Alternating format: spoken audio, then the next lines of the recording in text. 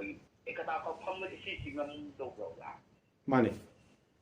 ngân hàng có phân biệt chịu được có hỏi thì cả phân biệt và ngân hàng là mà chỉ chịu không muốn quay vào áp chế phong không bao giờ bạn có gì không summi 양 바자라고 폰 nga sai ji khuyde kada yau kare kari matang yau kare ha bai do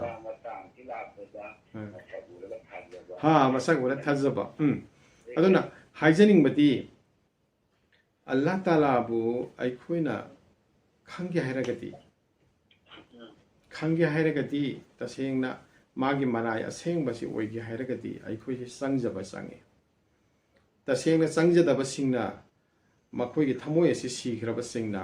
makhoi gi koktagi saitaniat ki injin batuna maram oiraga achouba Allah to masak khangdabadagi makhoina makhan gi wahang paukhum amadi marai asi tawe asumna tawwa sina Allah Ta'ala na thabi rakli magi paukhol singda hek be phar kai basi thokhalle Musa alaihi salam gi matamda adum haina magi kanglupna makhan mathengi marai tawbadagi amasung be phar kai badagi Allah Ta'ala na makhoida namdi pi khibagi wafam aikona Quran sharif tagi phang aduna aikhoida luknon ba haibase hek na thokhibada amasung aikhoigi isagi ason ba amasung aikhoigi awat pase hek na thokhibada aikhoida napan lu thongnare amasung aigi wangmada leiba singse sauna amata khanba ngamakte maram asina saw kharba Allah Ta'ala bu phawba khangba ngamdriba amasung lamsinba ngamdaba magi pokninggi ason bado madumana uhodabadagi khanghodabadagi khangjadabadagi mapu mangondasu hanjal langjai mapu mangonda langjabatana tana mapu mahakna khangat piduna thabirakliba mahaki paukhol nabi amasung rasul singdasu angakpa phangna awaba pikhiba ot nakhiba kaya aikhoina puwari dagi itihas dagi khangmagame aduna tasengna makti aikhoina masigi sathi kharaba guna pa basidagi hinge hairabadi tasengna aikhoina isana isabu masak khangjabaga loinana mapu mahakpo khangnanaba honaba asetangai phati aikhoina mangjongna aikhoina khanaka gi matangda kitang sojada panjakhre tasengna khanaka gi amal amasung masigi matambi se talim tarbiyat se isana masak khangjabagi adugumba talim tarbiyat makhalamani isana isabu masak khangjadaragadi isabu sum thoksaba semdoksaba sum ngamjadi isabu sum thoksaba semdoksaba isabu purified tawbabu tazkai nafsa hai asigma tazkai nafsa se tawnanabagi adugumba fakharaba mafam amani khanka haibasi adugumba Allah wala sing adugumba wali singi makhongda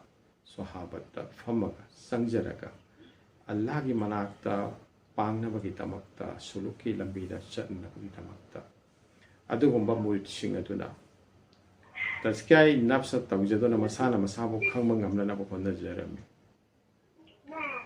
aduna adugumba paigambar rasul singi matamda thokkhriba thaudok sing langjakriba chaw soba guna sing pap sing adugi khongul liragadi oja tasengna masana masabu masak khangjakidaba kangbu singi ngangkhai lanba thabuk natana atei kari mato oiramdre tasengna masana masabu masak khangjaba singdi mapu mahako su khangi haibale aduna masana masabu thijaba khangjaba self actualization self realization phangarba sing adudi masagi horakpham mato khange aduna masagi horakpham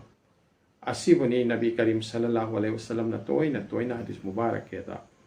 panbiram liba aigi thawai bo khudum da tham liba mahaki kasam haibase toina haibiram liba se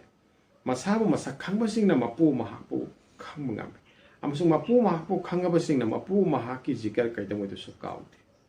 wafam khudingda mieng khudingda mapu mahaki iloi te loine asigumba mapu mahaka loina bagi thakta yauraba sing asibuni mohosin hairibas makhoida lairiba gun sibuni sifate ihsan hairibas tasengna mapu mahangna tabiri ubiri khangbiri habase makoina hakthengna khangba ngam masi mapu mahangna naksin birakpagi khudama asingba naksin birakpase laibak phaba makoigi mafamda khak phangi karamba mapu mahangna yabi kharaba mapu mangonda pumsang sangja karaba magini haiba karimata thamkhidraba aidi mapu no oksare hai kharabasing manai gi manai oi kharabasing sarben hut phang kharabasing adugumba lambi aduda pubagi lambi adugoni tarikat hairibase oda asingba tarikat ki lambi ase tasaw haina su khangjai khangnai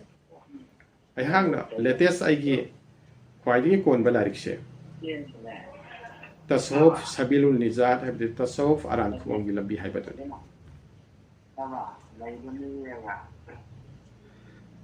aduna oza aikhoigi nabi sallallahu alaihi wasallam da thambiram liba tarika ase pange mani nongge mani ani ase samnana chalaba khaktada kodamena namaz khusu amsang khuzu hakchangna soliba namaz aduga thamoina allah gi maikeida onsiliba ani ase pullaba khaktada namaz oibago aikhoigi abadat phudigmak thamoi amasong hakchang ani ase pullaga khaktada mapung phaba boy aduna dinnasing masak khangge hairagadi aikhoina panam sunung ani tuna thiba masang aduga alim singi maraktasu maram masina makal ani thokna chongthorak libani amana ahle kal haibanga amana ahle hal haibanga ahle kal na sinban thongdi information aduga malumat khak thammiba mising aduni makhoida leiba ilma safina ni like tagi phangba duni information akoi betagi phangba duni ustad tagi taba duni aduga makhoi ado allah taala gi asengba banda amsung bandi oi khrabasing mokha saba thamoi gi thong hang khrabasing makhoi sing adudi karam tawbagi haibago ahle kal khakta natana ahle hal sowai ahle hal haibadi mahana thengnariba mahana phangliba information sing ado knowledge the on talk khrabasing aduni knowledge the on talk khrabasing ado makhoi adude thabok to on talk khrabasing aduni amal da pura khrabasing aduni aduga amal da pura khrabasing adudi makhoina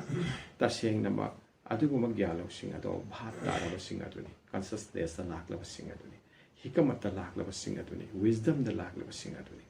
asigumba thakta yaw khraba mi sing ado makhoi aduni mohosin gi thakta laklibase amasung kamil wali gi thakta laklibase aduna allah taala na aikhoibu adugumba awang ba thaki miyoi pok sing adugi marakta chalhanbinaba amasung yawraknabagi lambi hangdokpiba oisan amin suma